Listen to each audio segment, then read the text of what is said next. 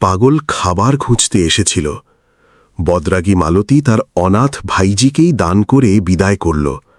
এরপর পাগলটি যা ঘটাল তা দেখে মানুষ অবাক বনে গেল।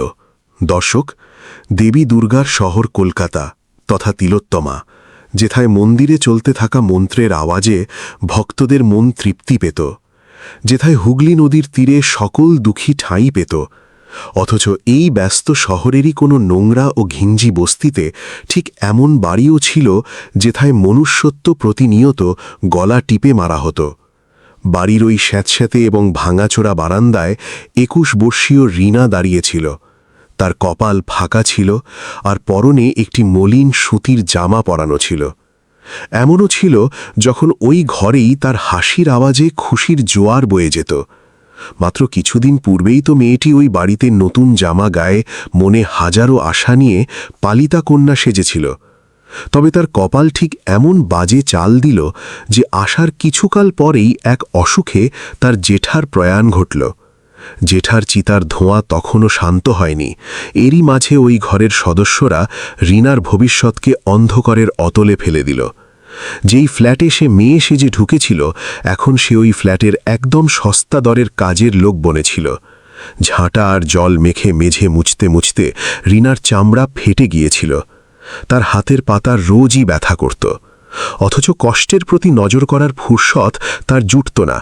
তখনই বারান্দায় জুতো পড়ার আওয়াজ বাজল। রীনার কাকিমা মালতী বোস মুখে রাগ মেখে সামনে চলে আসলো। রীনা কাঁপা কাঁপা মুখ ফেরাল। কি খুঁজছিস? তোর ওই অপয়া নজর মেলে? মালতী বোসের চড়া স্বর ঘরেতে বেজে উঠল। হাত ছুঁড়ে রাখা জিনিসগুলোতে ধাক্কা দিল। তার জেরে জিনিসগুলো ঠক ঠক আওয়াজ তুলে নিচে খসে পড়ল।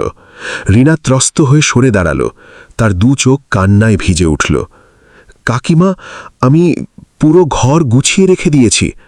থাম তুই পেতনি, মালতী বোস গর্জন করে বলল। আমার ভালো স্বামীকে কেড়ে নিয়েছিস, তাকে মেরে ফেলেছিস তুই, আর আজ গলা উঁচিয়ে আমায় কথা শোনাচ্ছিস? তোর ছায়া ওই দরজায় পড়তেই আমার কপালে আগুন লেগে গেল। কে জানে কিসের অভিশাপের বোঝা তুই আমার মাথায় ফেলেছিস। দর্শক, রীনা ফুপিয়ে কেঁদে বসল। সে থরথর করা হাত দুটি জুড়ে জানালো, আমার কি ভুল ছিল কাকিমা? আমি তো নিজেই নিজের মাথার ছাদ খুইয়েছি। আমার দুঃখ কেউ কেন দেখে না? তোর দুঃখ? মালতী বোস পাষাণভাবে রীনার কান মোলে তাকে টানিয়ে শোনাল, তোর রূপ ও মনহুস আমার হাতে থাকলে আমি তোর টুটি চিপে মারতাম। অভাগী, গিয়ে বাইরের শৌচাগার ধোয়া ধর, আর সাবধান যদি ভালো কামরায় পা দিয়েছিস। রীনা অঝোর কান্না গিলে সোজা হল। ভোর হতে সাঁঝ অবধি সে রোবটের নে খাটুনি খাটত। সমস্ত মেঝে ঝাড় মারা, ঘষা, বাসন মাজা, ভাড়ার ঘরের নানা শ্রম। অথচ যখন আহারের বেলা আসত, তখন সে ওটাই পেত যা কোনো কুকুরকে খাওয়াতেও লোক দ্বিধা করত। সন্ধ্যের প্রহর পার হচ্ছিল। ফ্ল্যাটের অন্য লোকেরা গলা অবধি তাজা তাজা ব্যঞ্জন গিলেছিল। বেসিনেতে ময়লা থালার স্তূপ বেড়েছিল। রীনার নাড়ি ক্ষুধায় ভীষণভাবে পাক খাচ্ছিল। বিগত ২৪ ঘণ্টা সে কেবল ২টি পচা বিস্কুট আর পানি গিলে প্রাণ বাঁচিয়েছিল। সে ভাড়ার ঘরের ডান দিকে ঝুঁকে থালা হতে উচ্ছিষ্ট অন্ন সরিয়ে ডাস্টবিনে ফেলছিল। ঠিক তখনই এক বোন হাজির হল। বোনের মুঠোর মাঝে প্লেট ছিল, যেটায় দুপুরের পড়ে থাকা টক তরকারি আর দুটো শুকিয়ে কাঠ হওয়া পাউরুটি ছিল। সে প্লেটটি রীনার পানে মেঝেতে ঠিকভাবে ছুঁড়ে মারল, যেমন কেউ গলির বেড়ালকে মাছ ফেলে দেয়। ধর, খেয়ে ফেল সব। বিনে পয়সায় খাবার গেলার বদভ্যাস তৈরি হয়েছে তোর। তাও যদি না দিতাম, তাহলে তুই আমার মগজ চিগিয়ে খেয়েই নিজের খিদে মিটিয়ে ফেলতিস। দর্শক, রীনা ওই শক্ত পাউরুটি থরথর করা আঙুলে ধরল। তা হতে পচা গন্ধ ছুটছিল। তবে ক্ষুধা এতটাই প্রখর ছিল যে সে গাল বেয়ে নেমে আসা অশ্রুর সঙ্গেই ওই খাবারটাই চিবোতে আরম্ভ করল। প্রত্যেক লোকমার সঙ্গে তার আত্মা হাহাকার তুলে কাঁদছিল। সে ঈশ্বরকে জিজ্ঞাসা জানাত, ওগো মা কালী, আমায় নিজের কোলে কবে তুলে নিচ্ছ গো? এমন নরকের থেকে যে মরণ লক্ষ ভাগ শ্রেয়। অথচ তার কান্নারও ছাড়পত্র ছিল না। কেননা যদি তার ফুপিয়ে ওঠার শব্দ কারুর কানে পৌঁছত, তাহলে পরের ভোলে তাকে আরও জঘন্য খিস্তি খেউড় এবং কটু কথা গিলতে হতো। বেশ কাল এইভাবেই পার হল। রীনার দু চোখের তলায় গভীর কালশিটে ছাপ বসে গিয়েছিল। তার দেহ ভেঙে কঙ্কাল বনে গিয়েছিল। সে কেবল একটা জ্যান্ত মরার মতো ওই ফ্ল্যাটে বায়ু টানছিল। একদা ভোরের দিকে রিনা বারান্দায় থেকে বড় শিলনোড়া নিয়ে হলুদ বাটছিল। তার বাহুতে আর বিন্দু জোর বাকি ছিল না, তবে কাকিমার তীক্ষ্ণ দৃষ্টি তার উপরেই নিবদ্ধ ছিল। হঠাৎ বাড়ির সদর গেটে একটা বিকট হাঁক শোনা গেল। কর্তামা, আল্লাহর দোহায় খাবার খেতে দিন, 24 প্রহর উপোস, একটু ভাতের ফ্যান হলেও খেতে দিন। স্বরটা বড্ড গম্ভীর ছিল। মালতী বোসের মেজাজ বিগড়ে গেল। সে গজগজ করতে করতে গেটের পানে হেঁটে গেল। এই ফকিরগুলো তো একদম পাগল বানিয়ে ছাড়ল। জোয়ান হয়েও ভিক্ষে মাঙে। হাজির হলো 7 সকালে পড়াতে। মালতী বোস সজোরে টান দিয়ে গেট খুলল। বাইরে একটি পুরুষ উপস্থিত ছিল। লোকটির পোশাক আশাক ফাটা, জীর্ণ আর ভীষণ নোংরা ছিল। দাড়ি উস্কো খুস্কো ছিল, তবে ওর মুখে এক অচেনা গাম্ভীর্য ছিল। ওর চাহনিতে ওই দীনতা ছিল না যা সচরাচর কোনো ফকিনীর দৃষ্টিতে মেলে। ওর নজর ভীষণ শান্ত আর ধারালো ছিল। ফকির তার ফুটো থলেটা বাড়িয়ে ধরে জানালো, 2টো অন্ন দান করো গো, আল্লাহ তোমার মঙ্গল করবেন।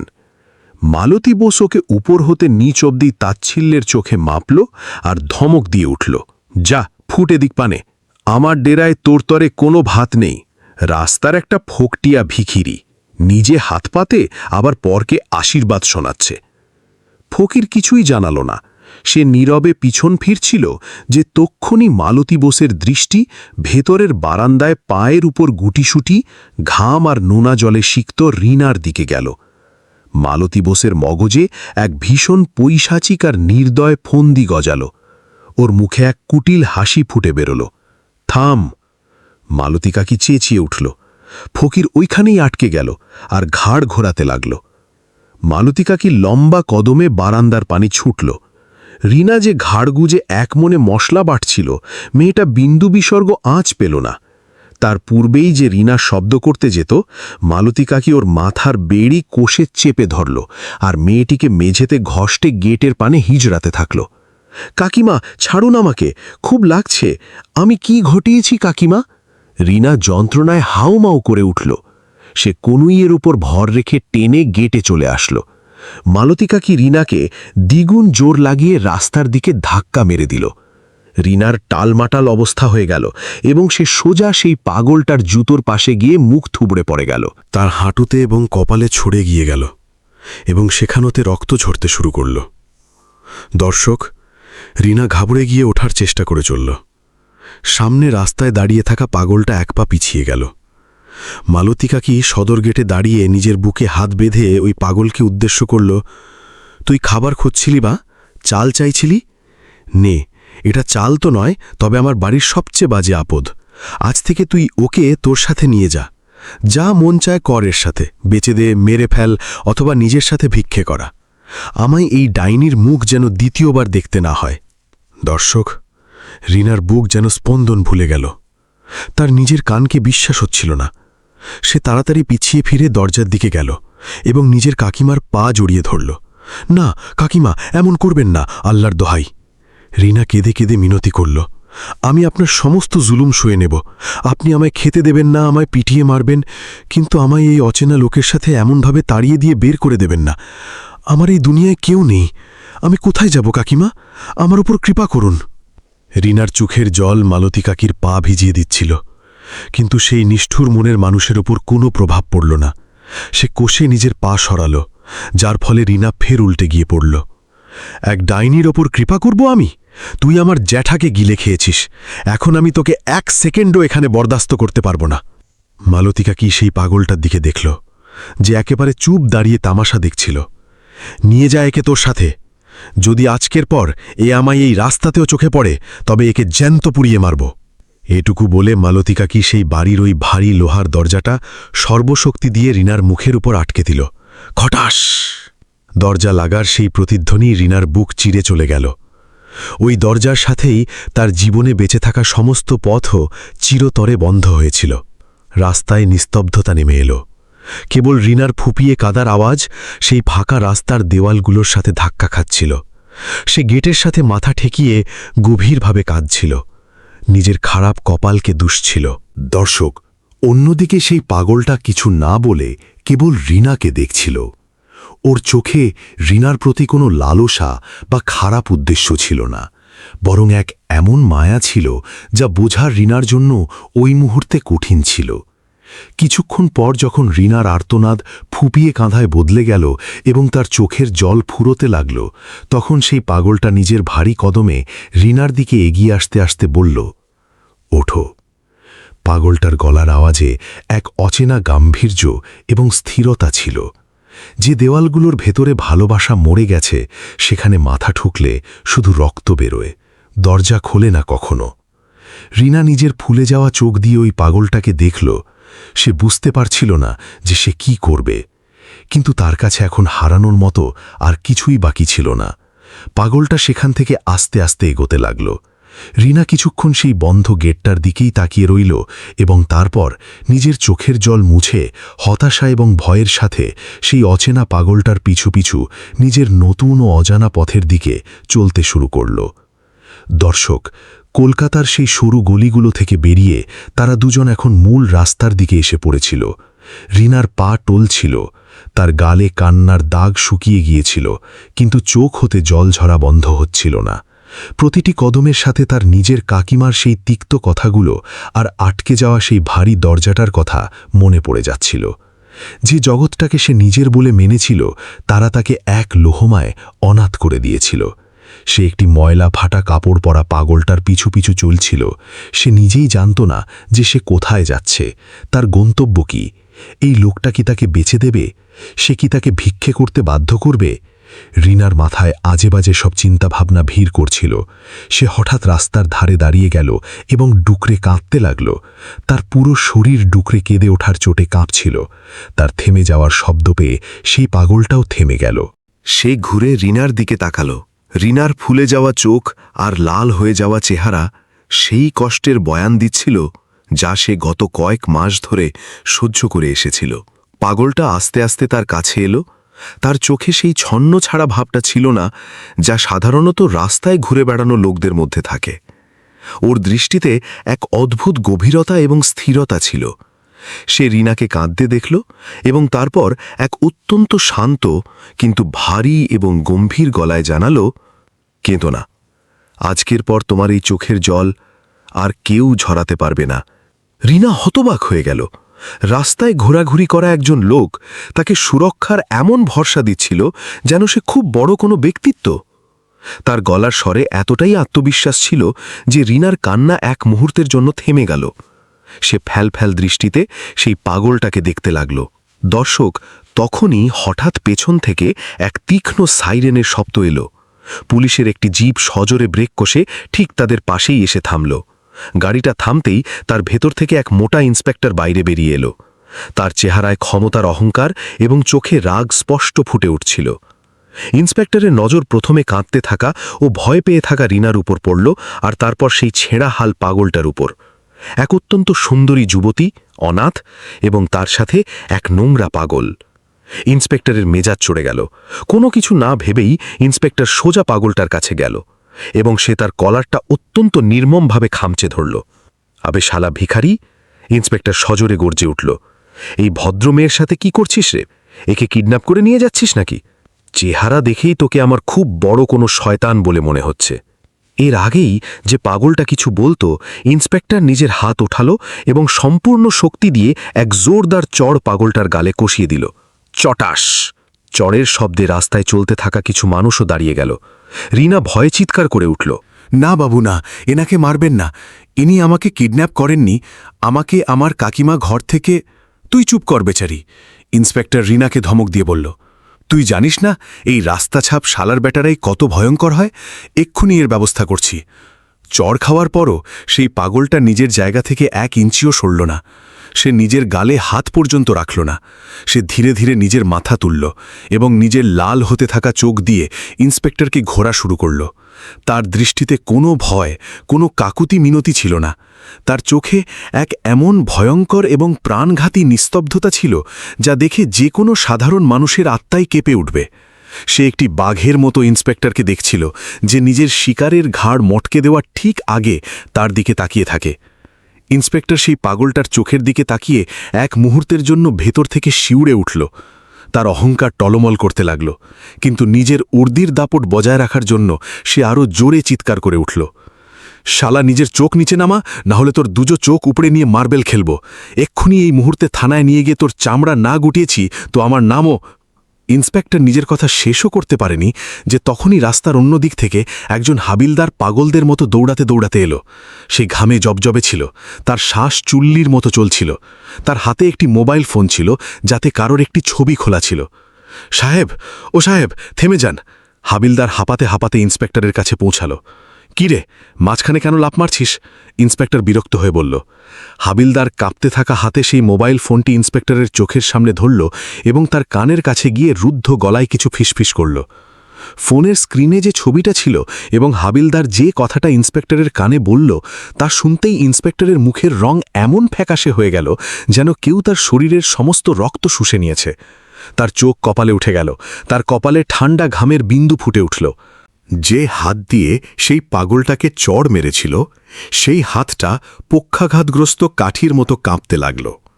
তার অন্য হাত থেকে পুলিশের লাঠি ছিটকে মাটিতে পড়ে গেল। দর্শক, পরের মুহূর্তেই কোনো কথা না বলে সেই অহংকারী ইন্সপেক্টর সোজা হাঁটুর ওপর ভর করে সেই পাগলটার পায়ে পড়ে গেল। সাহেব, ইন্সপেক্টর ডুকরে কোনো ছোট বাচ্চার মতো কাঁদতে লাগল। সে নিজের দুটো হাত জোড় করল এবং নিজের মাথা পাগলটার নোংরা জুতোর ওপর রেখে দিল। সাহেব, আমাকে ক্ষমা করে দিন, আমার অনেক বড় ভুল হয়ে গেছে। আমি অন্ধ হয়ে গিয়েছিলাম। সাহেব, আমি আপনাকে চিনতে পারিনি। আমার উর্দি, আমার পরিবার রাস্তায় এসে দাঁড়াবে। সাহেব, আমার মতো গরিবের উপর দয়া করুন, আমাকে মাফ করে দিন। রাস্তায় দাঁড়িয়ে থাকা লোকজন এবং রিনা সবাই হতবাক হয়ে এই দৃশ্য দেখছিল। রিনার মাথা অবশ হয়ে গিয়েছিল। একজন ইন্সপেক্টর যে শহরের মালিক সেজে ঘুরে বেড়ায়, সে কিনা এক রাস্তাছাপ পাগলটার পায়ে নাক ঘষছিল। এই লোকটা আসলে কে? কিন্তু সেই পাগলটা নিজের মুখের ভাব একটুও বদলাল না। সে ইন্সপেক্টরের দিকে নিচু চোখে নামিয়ে দেখলও না।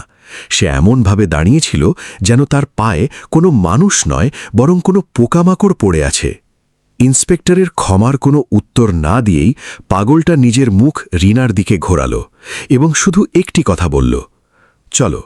সে এগিয়ে গেল। ইন্সপেক্টর তখনও রাস্তার ধুলোয় মাথা ঘষে কাঁদছিল। কিছু দূর হাঁটার পর তারা দুজন কলকাতার সবচেয়ে বড় এবং দামি 5 স্টার রেস্তোরাঁর সামনে দাঁড়িয়েছিল। সেই রেস্তোরাঁর কাচের দরজাগুলো এতই বড় ছিল যে রিনা জীবনে এমন জায়গা শুধু টিভিতেই দেখেছিল। বাইরে দামি দামি গাড়ি দাঁড়িয়েছিল। দর্শক, রিনা ঘাবড়ে গিয়ে পিছিয়ে গেল। আমরা এখানে কি করছি? এই লোকগুলো আমাদের ভেতরে যেতে দেবে না, আমাদের তাড়িয়ে দেবে। পাগলটা রিনার দিকে দেখল। তার চোখে সেই পুরনো প্রশান্তি ছিল। আমার সাথে এসো। যেই পাগলটা কাঁচের দরজাটাকে ধাক্কা দিল, ভেতরে দাঁড়িয়ে থাকা স্যুট বুট পরা রক্ষীরা তাকে আটকানোর জন্য এগিয়ে এলো। কিন্তু তখনই ভেতর থেকে রেস্তোরাঁর প্রধান ম্যানেজার দৌড়াতে দৌড়াতে এলো। রিনা চোখ বন্ধ করে নিল। তার মনে হলো এবার ম্যানেজার তাদের ধাক্কা দিয়ে বাইরে বের করে দেবে। কিন্তু যখন সে চোখ খুলল, তখন তার হুঁশ উড়ে গেল। যে ম্যানেজার বড় বড় ধনীদেরও ঠিকমতো পাত্তা দিত না, সে সেই ছেঁড়া হাল পাগলটার সামনে মাথা নিচু করে দাঁড়িয়েছিল। তার চেহারায় এক গভীর সম্মান এবং হালকা ভয় ছিল। Welcome sir. ম্যানেজার হাত বাঁধতে বাঁধতে অত্যন্ত নম্রভাবে বলল, আসুন স্যার, আপনার জায়গা একেবারে তৈরি।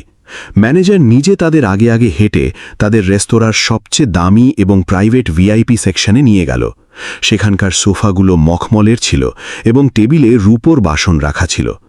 রেস্তোরাঁয় বসে থাকা বাকি ধনী গ্রাহকরা এই নোংরা পাগলটাকে ভিআইপি সেকশনে যেতে দেখে অবাক হয়েছিল। কিন্তু ম্যানেজারের উপস্থিতির কারণে কারুর কিছু বলার সাহস হল না। পাগলটা রিনাকে সোফায় বসার ইশারা করল। রিনা ভয় পেয়েছিল। তার মনে হচ্ছিল যেন সে কোনো স্বপ্ন দেখছে। ম্যানেজার নিজে নিজের হাতে তাদের সামনে শাহী খাবার পরিবেশন করল। পনিরের বেশ কয়েকটা পদ, নানা রকমের রুটি, মিষ্টি, এমন জিনিস যার সুগন্ধেই রিনার পেটে তুফান শুরু হয়ে গেল। খাও। পাগলটা রিনার দিকে তাকিয়ে বলল, তোমাকে আর কখনো অভুক্ত থাকতে হবে না। রিনা কাঁপতে থাকা হাতে এক গ্রাস ভেঙে মুখে তুলল। কয়েকদিনের খিদে এবং এত ভালো খাবারের স্বাদ তার চোখের জলে মিশে ছলকে পড়ল। সে কাঁদতে কাঁদতে খাবার খাচ্ছিল। সামনে বসা সেই পাগলটাও খাবার খাচ্ছিল। কিন্তু রিনা একটা জিনিস খেয়াল করল। তার জামাকাপড় হয়তো কোনো পাগলটার মতোই ছিল, কিন্তু তার খাবার খাওয়ার কায়দা, ছুরি কাটা ধরার ভঙ্গি এবং তার রীতিনীতি একেবারে কোনো রাজা বা খুব বড় রইস লোকের মতো ছিল। সে এমনভাবে খাচ্ছিল যেন সে রোজ এমন জায়গাতেই খাবার খেত। খাবার শেষ হওয়ার পর ম্যানেজার একটি রূপোর বাটিতে ঈষদুষ্ণ জল এবং লেবু ফিঙ্গার বোল নিয়ে এলো। পাগলটা নিজের হাত পরিষ্কার করল। তারপর সে নিজের তীক্ষ্ণ দৃষ্টি ম্যানেজারের উপর নিবদ্ধ করল এবং রিনার দিকে ইশারা করতে করতে অত্যন্ত কড়া গলায় বলল, এই মেয়েটিকে আজ থেকেই এখানে কাজে রেখে নাও।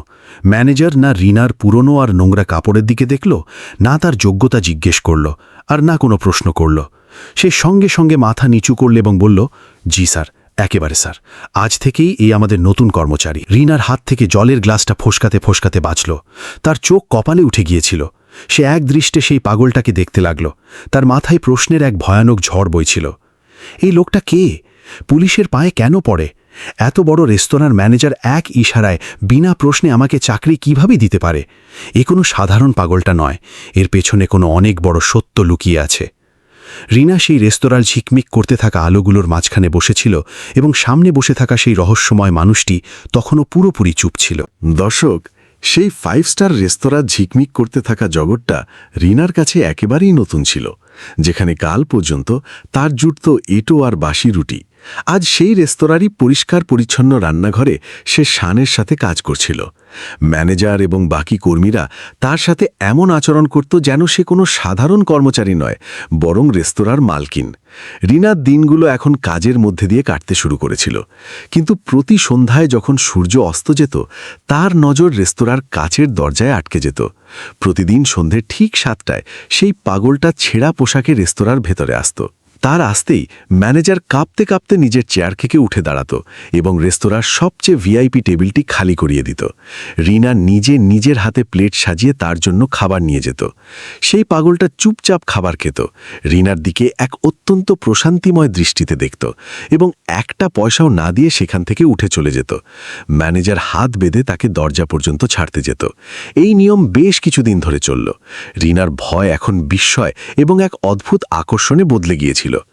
দর্শক, এক সন্ধ্যায় যখন রিনা খাবার পরিবেশন করছিল, তখন সে আর থাকতে পারল না। সে সাহস জুটিয়ে জিজ্ঞেস করেই ফেলল, আপনি কে? আপনি খাবার খান কিন্তু টাকা দেন না, এবং এই ম্যানেজার, ইনি আপনার থেকে এতটা ভয় পান কেন? কেন পান? পাগলটার হাত এক মুহূর্তের জন্য থেমে গেল। সে রিনার চোখের দিকে তাকালো। তার চোখে এক এমন আর্দ্রতা ছিল যা সরাসরি রিনার হৃদয়ে গেঁথে গেল। সে হালকা হাসির সাথে বলল, আমি কে সেটা সময় এলে বলে দেব, কিন্তু তুমি কে রিনা?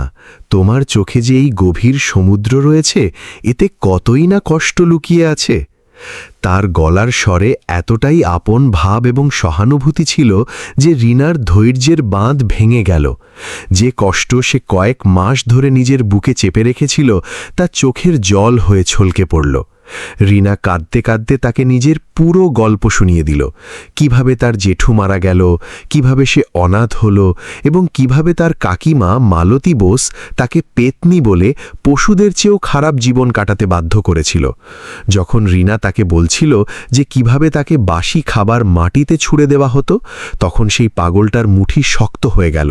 তার চোখে রিনার চোখের জলের জন্য কষ্ট ছিল এবং তার কাকিমার বাড়ির লোকেদের জন্য এক এমন ভয়ঙ্কর রাগ যা কাউকেই ভস্ম করে দিতে পারত। তারা আমাকে ঘর থেকে এমনভাবে বের করে দিল যেন আমি কোনো আবর্জনা, রিনা ডুকরে কাঁদতে কাঁদতে বলল।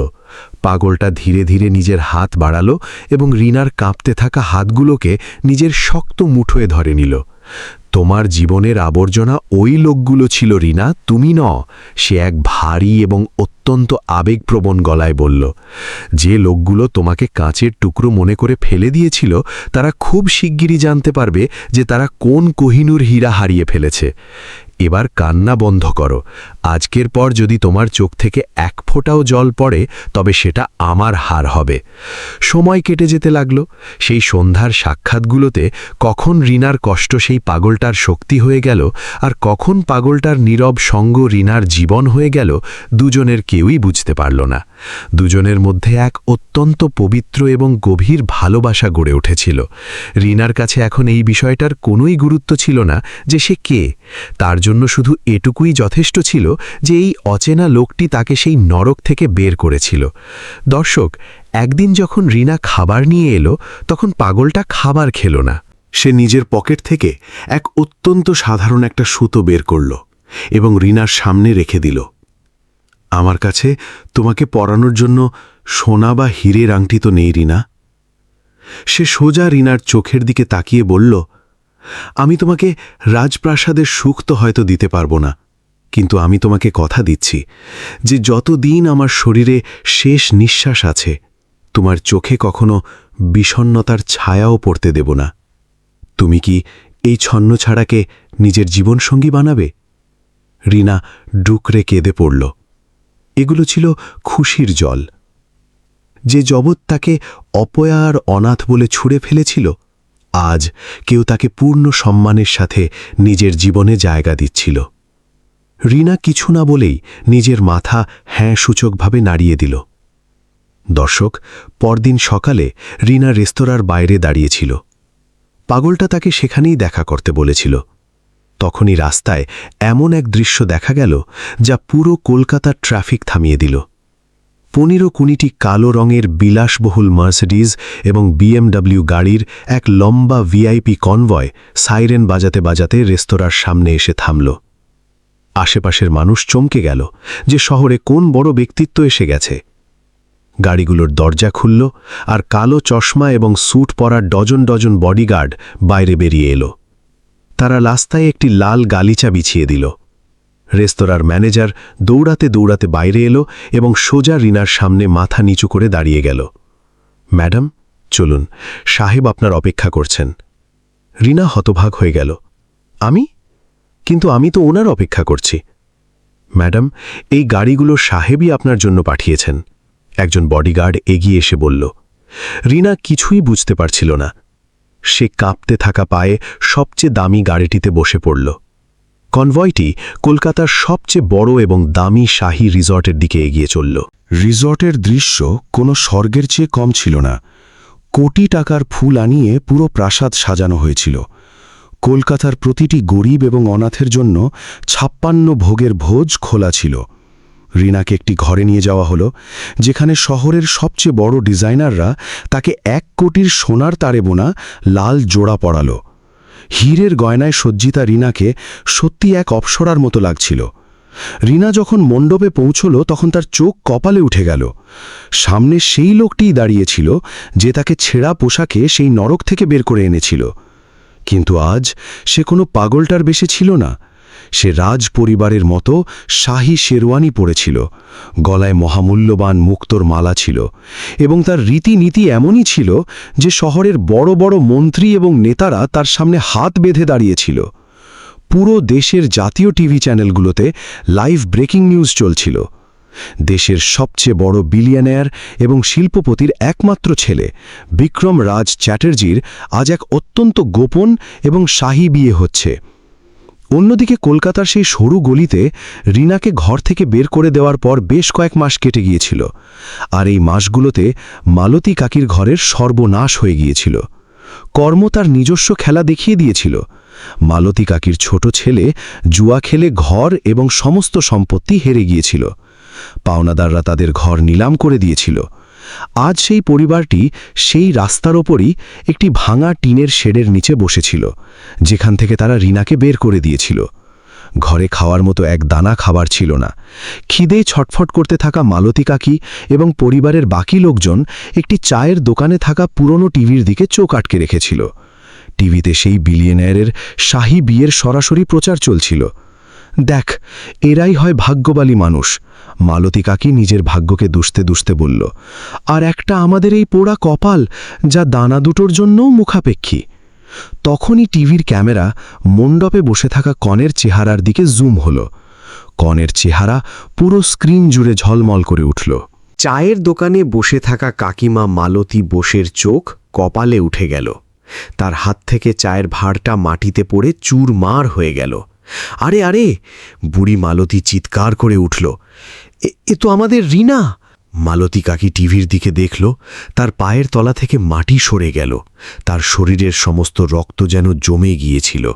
টিভিতে যে কোটি টাকার হিরে মোড়া দেশের সবচেয়ে ধনী পুত্রবধূ বসেছিল, সে সেই রিনাই ছিল, যাকে তারা এক নোংরা পাগলটার সাথে ধাক্কা মেরে ঘর থেকে বের করে দিয়েছিল। না, এমনটা হতে পারে না। মালতী কাকি নিজের চুল ছিঁড়তে ছিঁড়তে মাটিতে পড়ে গেল। সে জোরে জোরে বুক চাপড়ে কাঁদতে লাগল।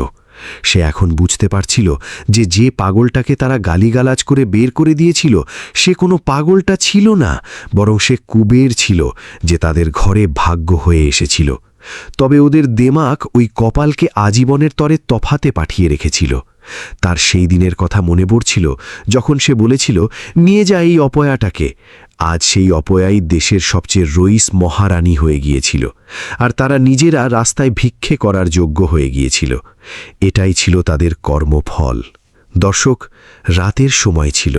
ফুলে সাজানো সেই শাহী ঘরটি রিনার কাছে এখনও একটি রহস্য ছিল। সে পালঙ্কের উপর বসেছিল, তার হৃৎস্পন্দন খুব দ্রুত চলছিল। তখনই ঘরের দরজা খুলল এবং সেই বিক্রম ভেতরে এলো। রিনা সঙ্গে সঙ্গে উঠে দাঁড়াল। ওর নয়নে প্রেমের সমান্তরালে হাজারো জিজ্ঞাসা ছিল। তুমি আসলে কে? রিনার স্বর কাঁপছিল। এত বিপুল অর্থবিত্ত, এগুলি এবং ওই ফাটা পোশাক, তুমি আমার হতে ওগুলো কেন ঢেকেছিলে? বিক্রম মুচকি হাসল। সে রিনার কাছে এলো এবং তার দুটো হাত নিজের হাতে নিয়ে নিল। আমার নাম বিক্রম, রিনা। আমার কাছে সম্পত্তি তো অগাধ ছিল, কিন্তু সেই সম্পত্তি আমার চারপাশে শুধু এমন লোকেদেরই দাঁড় করিয়েছিল যারা শুধু আমার টাকাকেই ভালোবাসত। আমাকে একটি মিশনে পাঠানো হয়েছিল, সত্যের মিশনে।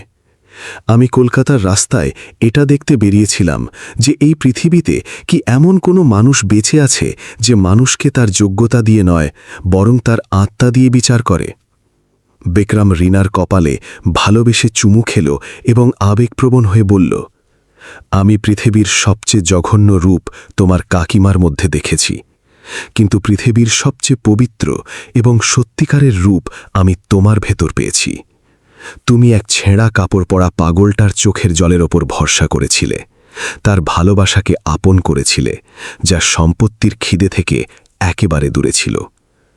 আজ থেকে এই সমস্ত সম্পত্তি তার চরণেই সমর্পিত। রিনার চোখ থেকে গড়িয়ে পড়া জল এখন কষ্টের নয়, শান্তিই ছিল। সে নিজেকে বিক্রমের বুকে জড়িয়ে নিল।